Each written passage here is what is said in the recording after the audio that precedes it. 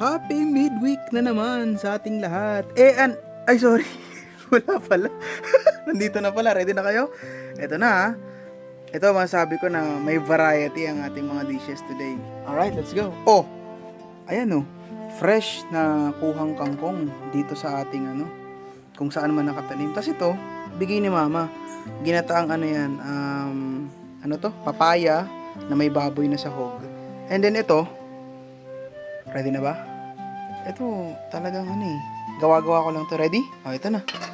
Ayan guys, kawali na chicken inasal. Gawa-gawa lang yan. Wala nang paligoy-ligoy pa na ano pang hinihintay nyo? Yung kanin din, ready na. Madami na naman tayong mahuubos na kanin ngayon. Ang daming variety. Ano pa hinihintay nyo? Kung kayo natakam, gayahin nyo na to. O kaya naman, pumunta na kayo dito, kumuha ka na. Tara. Kain. Masaya na naman.